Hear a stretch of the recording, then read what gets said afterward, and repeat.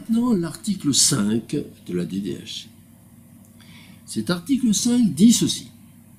La loi n'a le droit de défendre que les actions nuisibles à la société.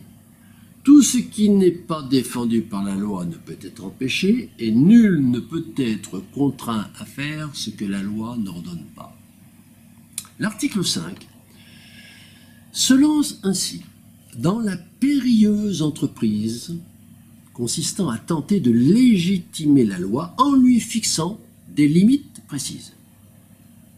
En effet, la loi étant une règle coercitive qui s'applique à tous les citoyens sans distinction, sous la sanction de la violence légale, eh bien, le législateur a sans doute pensé qu'un pouvoir législatif qui aurait la possibilité d'édicter des lois dans tous les domaines de l'action humaine de façon illimitée pourrait être taxé d'arbitraire et de ce fait n'aurait pas la légitimité suffisante pour pouvoir légiférer en toute quiétude.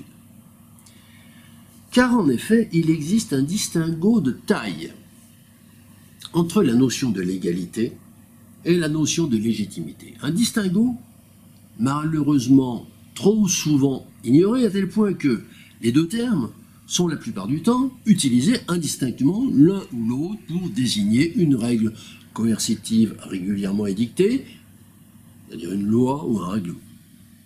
Or, ces deux termes désignent deux réalités fort différentes.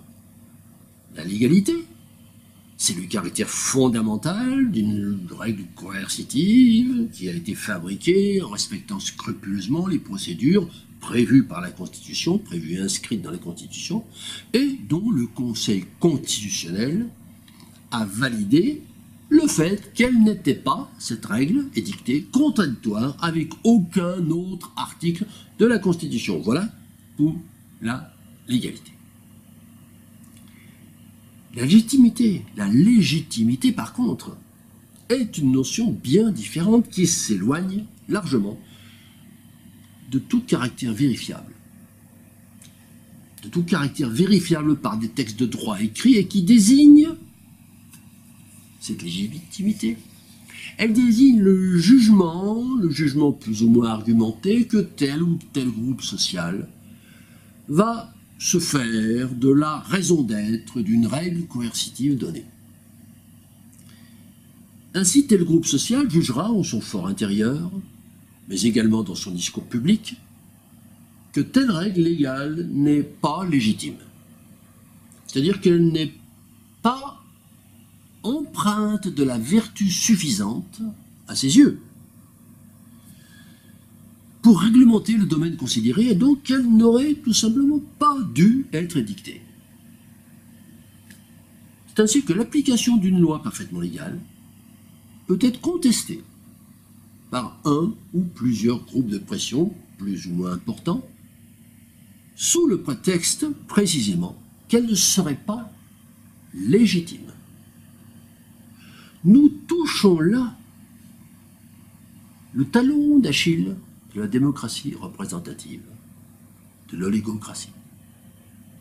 Oligocratie qui se trouve régulièrement contrainte de modifier des lois qu'elle a édictées de façon parfaitement légale, sous la pression de forces extérieures dont le rôle n'est toutefois pas prévu par la Constitution et qui agitent le motif de la non-légitimité, motif non plus pas prévu dans la Constitution. De ce fait, il s'avère que la loi, très souvent, s'établit dans le cadre d'un rapport de force, réduisant ainsi à néant le texte constitutionnel, à l'instar des traités internationaux que Bonaparte désignait par le mot explicite de chiffon de papier. Cet inconvénient n'est naturellement pas ignoré par les maîtres oligocratiques. Et c'est la raison pour laquelle ils s'efforcent, tant bien que mal, et à chaque fois qu'ils le peuvent, d'assortir les règles coercitives qu'ils produisent d'une dose maximale de cette légitimité, de sorte à leur garantir une meilleure espérance de vie. Eh bien, l'article 5 procède de cette intention. C'est ainsi qu'en disant « La loi n'a le droit de défendre que des actions nuisibles à la société », le législateur espère s'appuyer sur une valeur supposée apodictique, interdire de nuire à autrui, dans le but de rendre incontestable toute règle coercitive fondée sur la défense de cette valeur incontestable. Interdit de nuire à autrui, c'est incontestable. Puis, ça semble incontestable. Puis, le législateur oligocratique parachève le tout en précisant que toute règle coercitive ne pourra pas interdire autre chose qu'une action nuisible à autrui. Et il fait ça dans le dessein de renforcer encore la légitimité en circonscrivant strictement la loi à ce périmètre de la nuisance à autrui, ce périmètre apodictique. Alors, avant même que de passer à l'étude de la deuxième phrase de cet article 5, nous devons faire quelques commentaires sur cette première phrase qui revêt, vous en conviendrez, une importance fondamentale pour bien comprendre les fondements et principes constitutionnels concernant la restriction de la liberté individuelle. La loi n'a le droit de défendre que les actions nuisibles à la société. Eh bien, ces trois remarques, il y a trois remarques qui nous viennent immédiatement à l'esprit. Première remarque, c'est une question lancinante. Qu'est-ce que la société? Qu'est-ce que c'est, la société? Deuxième remarque, qui est également une question lancinante, que nous connaissons déjà. Qu'est-ce que la nuisance? Qu'est-ce que c'est que la nuisance? Et la troisième remarque, c'est un constat criant que cet article n'est pas respecté. Alors, voyons pour la première question lancinante, qu'est-ce que la société? Nous disons que cette question est lancinante parce que l'utilisation du mot société revient régulièrement. Le mot société revient régulièrement dans le texte sans qu'il soit jamais défini. Nous ne pouvons donc pas savoir exactement ce que c'est que la société. Pour essayer d'être positif, nous partirons du principe qu'il s'agit que la société, c'est l'addition numérique de la totalité des citoyens, pris individuellement ou pris en groupe, plus l'entité étatique. Alors, donc, nous supposerons de ce fait qu'il s'agit d'interdire de nuire aux individus particuliers, aux groupements d'individus particuliers, toutes formes confondues, groupements commerciaux ou civils, et d'interdire de nuire aux différents corps constitués de l'État. Nous le supposerons, mais nous n'en avons pas la certitude. C'est la raison pour laquelle, en toute logique, nous appliquons un point de pénalité pour imprécision au titre de cette partie de phrase. Deuxième question lancinante. Qu'est-ce que la nuisance? Nous avons dit que le législateur oligocratique avait tenté de renforcer la légitimité de cet article en tentant de circonscrire strictement la loi au périmètre de la nuisance à autrui. Mais bien évidemment, et comme pour l'article précédent, il ne nous dit toujours pas ce qui est nuisible à la société. La plaisanterie, la vieille plaisanterie marxienne, continue donc. Nous appliquerons par conséquent un point de pénalité pour imprécision. Troisièmement, nous avons dit qu'il y avait un constat criant, un constat que cet article constitutionnel n'est pas respecté. Il n'est pas respecté puisque nous savons bien qu'il existe des centaines de lois d'interdiction qui empêchent de faire des choses qui pourtant ne sont pas nuisibles ni à autrui ni à l'État. Simple exemple, il est interdit à un citoyen d'exercer les métiers de coiffeur si ce citoyen n'est pas titulaire d'un diplôme ad hoc. Or, l'action d'un citoyen qui coupe les cheveux à un autre citoyen qui lui a demandé de les lui couper n'est manifestement nuisible à personne, et pourtant, cette action est interdite par une loi. Donc cette loi constitue bien une violation caractérisée de l'article 5 de la DDHC. Ce simple exemple, très simple, que tout le monde comprend, pourrait naturellement être multiplié et la liste serait si longue que nous y passerions un temps infini. L'application stricte de cet article rendrait d'ailleurs caduques plus de 90% des 140 000 règles coercitives actuelles, contenues dans nos 74 codes juridiques, qui, pour la plupart, établissent des interdictions et des contraintes n'ayant rien à voir avec la lutte contre la nuisance à autrui.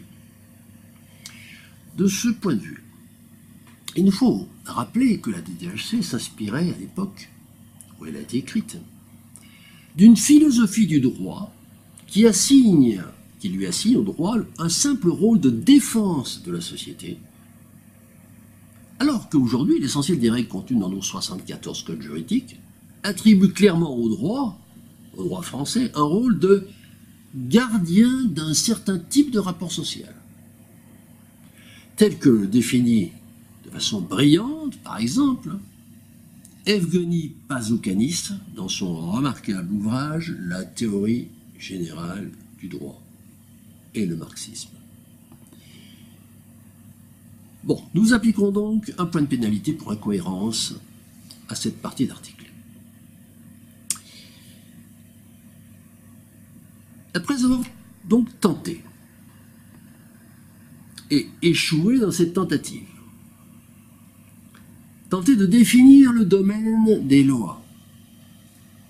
La deuxième partie de l'article 5 nous livre une phrase qui, dans le contexte institutionnel actuel, pourrait sembler un truisme.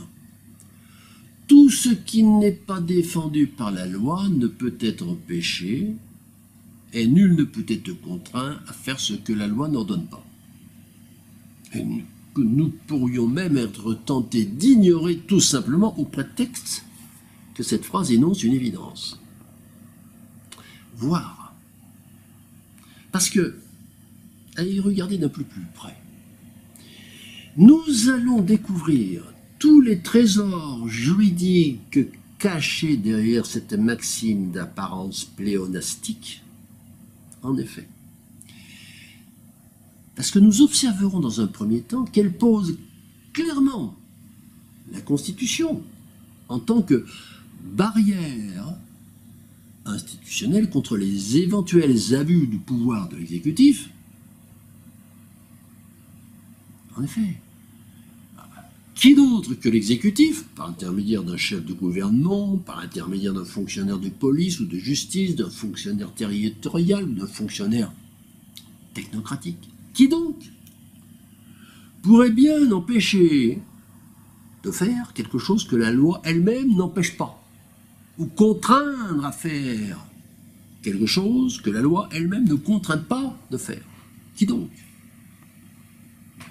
Ce point mérite d'être rappelé car il souligne le caractère vertueux de cette intention rédactionnelle datant, n'oublions pas, du 26 août 1789, époque à laquelle les révolutionnaires avaient définitivement posé le principe de la prévalence du pouvoir législatif sur le pouvoir exécutif, qui à cette date, rappelons-le également, c'était encore le roi. Mais nous savons tous combien éphémère a été cette première République française, et combien encore plus éphémère a été la seconde. Ce n'est qu'à partir de 1870, par contre, que la Troisième République, elle, s'est empressée de jeter par-dessus bord cette barrière en instituant le fameux principe du décret-loi. Principe du décret-loi, ancêtre du non moins fameux domaine réglementaire de notre Constitution d'aujourd'hui. Le domaine réglementaire, qu'est-ce que c'est? Nous aurons naturellement l'occasion d'étudier plus loin en détail ce domaine réglementaire créé par l'article 37 de la Constitution de 1958. Ce domaine réglementaire comme étant défini distinctement de la loi proprement dite. Mais nous nous contenterons pour l'instant d'indiquer qu'il s'agit, ce domaine réglementaire, il s'agit de prérogatives coercitives spécifiques au pouvoir exécutif, nous y voilà. Prérogatives coercitives qui n'ont pas le statut de loi et qui par conséquent cohabitent, le règlement et la loi cohabitent en contradiction flagrante avec cet article 5 de DDHC. Donc quand nous avons dit tout à l'heure qui donc peut édicter des lois qui ne correspondent pas à l'article 5 des DDHC, eh bien c'est tout simplement le pouvoir exécutif. Et cerise sur le gâteau, ces règles coercitives constituent environ 90% des 140 000 règles coercitives totales du corpus juridique français, ce qui revient à dire que 90% des règles coercitives du corpus juridique français, corpus législatif, sont anticonstitutionnelles au titre de la DDHC.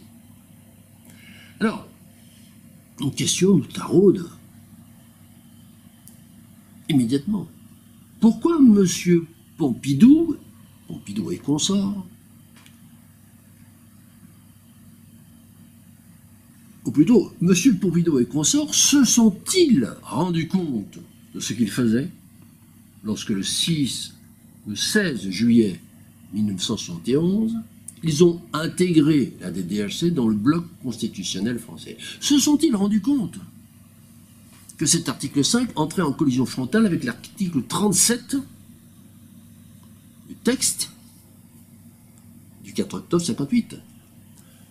Il est probable que oui, mais il est probable aussi que, en bon disciple d'Emmanuel Joseph Sieyès, qui déclarait le 9 septembre 1789 devant l'Assemblée constituante, « Messieurs, le peuple n'a ni assez d'instruction, ni assez de temps libre pour s'occuper des lois. » Il est probable que M. Pompidou, vous savez, celui qui disait « les Français aiment la bagnole », M. Pompidou pensait probablement que les Français, eh bien, ils n'auraient pas assez d'instruction ni assez de temps libre pour aller relever ce genre de détails.